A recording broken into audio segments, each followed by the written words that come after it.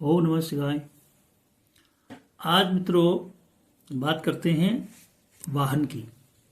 वाहन तो वर्तमान में लगभग सभी इस्तेमाल करते हैं, सभी के पास है, चाहे वो टू व्हीलर होता है या फोर व्हीलर होता है। तो वाहन का सुख हमको कैसे मिलता है, कौन कौन से ग्रह उसके साथ जुड़े हुए रहते हैं और वाहन से हम किस प्रकार से अच्छा आनंद प्राप्त कर सकते हैं, कैसा सुख और अच्छा सुख प्राप्त कर सकते हैं। तो कुछ उससे संबंधित, वास्तु से संबंधित भी कुछ बातें करेंगे। देखिए, वाहन का सुख मिलने के लिए हमें हमारी कुंडली में 2-3 भाव का एक्टिव होना जरूरी है। ये 4th भाव है, 11th है, 12th है। ये 3 भाव जो है हमारे एक्टिव जब होते हैं तो हमें वाहन का लाभ मिलता है। वाहन चाहे वो टू व्हीलर हो या फोर व्हीलर हो, उसका हमको लाभ मिलता है, मतलब हम खरीद पाते हैं। और फिर ये देखा जाता है कि उसमें किस ग्रह की हमारी महादशा चल रही है जो हमको फेवर करता है, तो उसमें हमको वाहन स्वामी के रूप में हम बन जाते हैं। वाहन को किस प्रकार से लेंगे, कब हम ले सकते हैं, कौन सा कलर है, कौन से कलर का लेंगे, है ना। तो ये सब चीजें तो कुंडली का विश्लेषण करने से पता चलता है कि आप व्यावसायिक वाहन लेंगे या अपना लेंगे या कोई लग्जरी वाहन लेंगे, नया वाहन खरीदेंगे, पुराना खरीदेंगे, या आप लोन से वाहन खरीदेंगे। आपको लोन बैंक से मिलेगा या आपके किसी सगे संबंधी का उसमें आपको योगदान मिलेगा। और वाहन लेने के बाद उसको आप खुद ड्राइव करेंगे या कोई ड्राइवर आप रखेंगे या दोनों आप करेंगे, आप ड्राइवर भी रखेंगे, अपना भी चलाएंगे। तो ये सभी प्रकार की गणनाएं जो होती हैं वो हम ज्योतिष के आधार पर करते हैं, कुंडली को देख करके ये सब चीजें कर लेते हैं। इसके साथ साथ कलर कौन सा आपके वाहन के लिए आपको सूट करेगा, तो वो भी उससे पता चल जाता है। तो ये सब चीजें तो हम ज्योतिष की गणना या जो व्यक्ति इस बारे में क्वेरी करते हैं उनकी कुंडली को देख करके निकालते हैं। अब जब वाहन हमारे पास आ जाता है तो वाहन के लिए वास्तु टिप्स हमारे पास क्या होती हैं कि अक्सर क्या होता है, जब नया वाहन आता है या कोई माना सेकंड हैंड भी वाहन कोई खरीद लेता है, तो उसकी मेंटेनेंस जब हम करते हैं तो शुरू शुरू में जब नया वाहन आता है तो हम उसकी खूब देखभाल करते हैं, लेकिन कुछ समय बाद क्या होता है कि हम थोड़ा सा उसको इग्नोर करने लग जाते हैं। तो वाहन से रिलेटेड जो ग्रह होते हैं हमारे नॉर्मली, वो जैसे वीनस है, मरकरी है, सैटर्न है या मार्स है, जुपिटर है, केतु है, इतने ग्रह जो हैं वो हमको वाहन में किसी न किसी रूप में सहयोग करते हैं।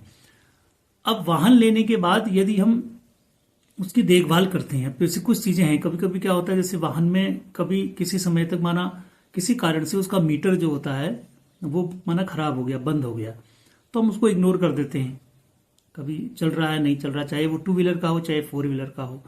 जब ऐसी स्थिति होती है तो आपको उसका मीटर तुरंत ठीक करा लेना चाहिए। जो भी वाहन में कोई चीज खराबी आती है, माना लाइट उसकी खराब हो गई है, म्यूजिक सिस्टम आपने लगाया हुआ है माना, तो म्यूजिक सिस्टम, कोई भी चीज अगर वाहन में खराब हो रही है तो वो आपको ठीक करा लेनी है समय से। उसको ज्यादा देर तक जो है वो रखना नहीं है। आप लंबे समय तक जो है उसको वैसा ही रखेंगे, पेंडिंग रखेंगे, तो वो क्या करेगा, वो ये सब चीजें फिर उससे जो संबंधित ग्रह हैं उनको भी प्रभावित करने लग जाएगा। तो वो फिर आपको कुछ और परेशानी देने लग जाएगी। हम नॉर्मली जब आप वाहन चलाते हैं, शुरू करते हैं, तो वो ध्यान रखें कि उसमें जब भी आप चला रहे हैं तो जिस भी आप देवी देवता को मानते हैं, जिस भी इष्ट देवता को मानते हैं, उसका कोई मंत्र आप स्टार्ट करते समय थोड़ी देर के लिए चला सकते हैं, कोई भजन आप चला सकते हैं यदि आप पसंद करते हैं। उसके बाद फिर आप और चीज कर सकती है। मतलब जो भी चीज, अगर आपने म्यूजिक सिस्टम लगा रखा है तो वो खराब स्थिति में ना हो, है ना, वो चलती स्थिति में होना चाहिए।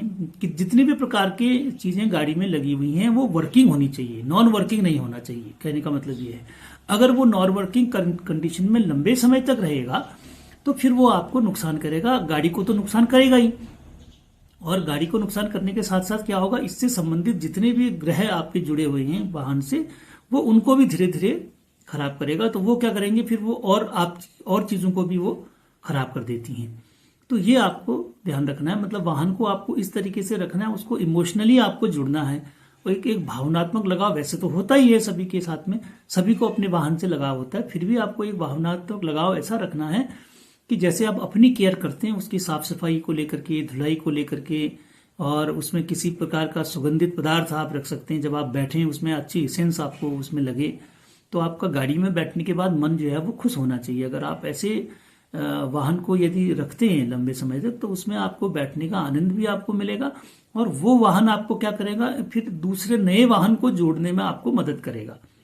योगी आपने देखा होगा कि जो आर्मी के जो लोग हैं हमारे, चाहे वो ऑफिसर्स होते हैं या आर्मी में सोल्जर्स होते हैं, उनका वाहन अगर आप देखें तो वो आपको बिल्कुल अप टू डेट मिलता है। आप मतलब कोई अगर आप कोई सेकंड हैंड गाड़ी अगर कोई लेना कोई पसंद करता है, वो कहता है कि अगर किसी आर्मी वाले की गाड़ी मिल जाए तो वो बहुत बढ़िया है, क्योंकि वो टाइम टू टाइम गाड़ी की सर्विसिंग कराते हैं, साफ स्वच्छ रखते हैं गाड़ी को, रोज बिल्कुल ऐसा चमकाते हैं शीशे की तरह से कि आप उसमें फोटो देख सकते हैं।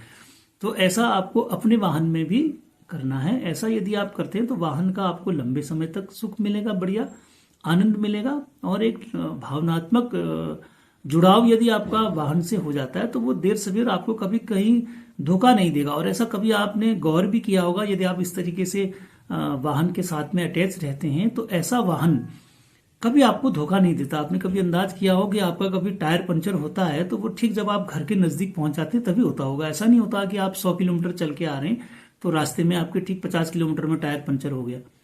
समझ रहे हैं आप? तो ये सब चीजें कब होती हैं, जब आप केयर करते हैं वाहन की, तो वाहन भी आपका किसी न किसी रूप में केयर करता है। उसको भी माना कभी कोई खराबी भी होती है तो ठीक आपकी गाड़ी जब घर के नजदीक पहुंचती है, घर में पहुंच जाती है, तो उसके बाद अचानक खराब हो